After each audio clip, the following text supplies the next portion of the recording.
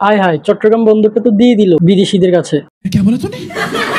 আসলেই কি চট্টগ্রাম বন্দর বিক্রি করে দিচ্ছে, নাকি কাউকে কোনো দায়িত্ব দেয়া হচ্ছে আপনারা এই বন্দরটা দেখাশোনা করেন?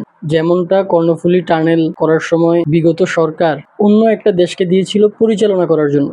ওই দেশটা কর্ণফুলী টানেলটা বানাই দিবে, ওই টানেলের দেখভাল করবে, ওই টানেল থেকে যে টোলগুলো আসতেছে ওই টোলগুলা টাকা হয়ে ওদের কাছে যাবে। এটা একটা ওদের বিজনেস। এখন বাংলাদেশে অনেক ভাইরা বলে, তো আমাদের দেশের মানুষের কাছে কেন দেয় না? আমাদের দেশের মানুষের কাছে না দেওয়ার সবচেয়ে বড় কারণ হচ্ছে, মনে করেন আপনি সামান্য একটা রাস্তা করার জন্য, এলাকায় রাস্তা করার জন্য সামান্য 10 টাকা দিলেন, মনে করেন 10 টাকা থেকে আমাদের বাংলাদেশিরাই 10 টাকা রাখে না। দায়িত্বশীল ব্যক্তিটা ওই টাকাটাকে 5 টাকা করে ফেলে, তারপর ওই 5 টাকাটা তার কর্মচারীকে দেয়, আবার তার কর্মচারী কন্ট্রাক্টরদের কাছে দেয়, তারাও এখান থেকে টাকা খায়। মোট কথা ওই 10 টাকাটা 10 টাকা থাকে না, 1 টাকায় হয়ে যায়। যেটার বাজেট 10 টাকা ছিল, ওইটার বাজেট 10 থেকে একদম 1 টাকায় চলে আসে। আমাদের রাস্তা করার 2 দিন পর ওই রাস্তা থাকে না। 2 দিন পর তো দূরের কথা, ওই রাস্তাটা করার পরে হাত দিয়ে এভাবে একটু উঠাইলেই কিন্তু রাস্তা উঠে যায়। এটা হচ্ছে আমাদের বাংলাদেশি মানুষের সমস্যা। আমাদের বাংলাদেশি মানুষরা অনেস্ট না, এই জন্য বাংলাদেশিদের কাছে বিগত সরকারও কিছু দেয়নি, এই সরকারও কিছু দিচ্ছে না। আর এটা একটা স্বাভাবিক প্রক্রিয়া। এটা যে সরকারের দোষ, বিগত সরকারের দোষ বা এই সরকারের দোষ, বিষয়টা কিন্তু এমন না। আপনি যদি রাস্তাটার কাজ বাংলাদেশিদেরকে যেভাবে দেন, টানেলের কাজটাও যদি বাংলাদেশিদেরকে দিতেন, দেখতেন যে টানেলটা 2 দিনও টিকতো না, তৃতীয় দিনে কিন্তু পড়ে যেত। এইটা হচ্ছে আমাদের বাংলাদেশি যারা কাজ করে ওদের সমস্যা। চাঁদাবাজি, দুর্নীতি তো আছেই।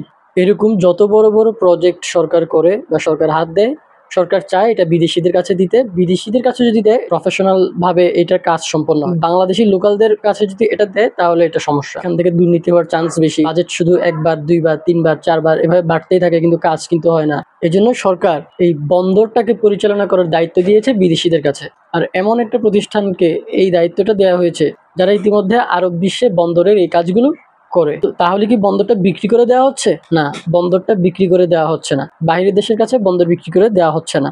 মনে করেন আপনি আপনার পরিবারের কোনো সদস্যের বিয়ে দিচ্ছেন। একটা সময় ছিল যে সময়ের মধ্যে আপনি যদি আপনার পরিবারের কাউকে বিয়ে দেন, তখন আপনারই সবকিছু ব্যবস্থা করতে হবে। প্যান্ডেল থেকে শুরু করে মানুষের বসা জায়গার ব্যবস্থা, খাওয়া দাওয়ার ব্যবস্থা, সবকিছু কিন্তু আপনার করতে হয়। কিন্তু এখন বাংলাদেশে আছে ইভেন্ট ম্যানেজমেন্ট। আমরা সব দায়িত্ব তাদের কাছে টাকার বিনিময়ে দিয়ে দিই। তারা সুন্দর করে একটা প্রফেশনালিজম রূপ এখানে দাঁড় করায়। তখন খাবারের লবণ বেশি হয়েছে, এটা কম হয়েছে, ওইটা বেশি হয়েছে, এই ধরনের অভিযোগ কিন্তু আর আসে না। তারা যেহেতু সবসময় এই কাজগুলো করে, তাদের মধ্যে একটা প্রফেশনাল ছোঁয়া আছে। আর এই প্রফেশনাল ছোঁয়া দিয়ে যখন তারা বিয়ে ম্যানেজমেন্ট করে, তখন এই বিয়েটা খুব সুন্দর হয়, আধুনিক হয় এবং প্রফেশনালের ছোঁয়া থাকে। কিন্তু আমরা যদি লোকালরা এই কাজটা করতাম, এটা সুন্দর হতো না।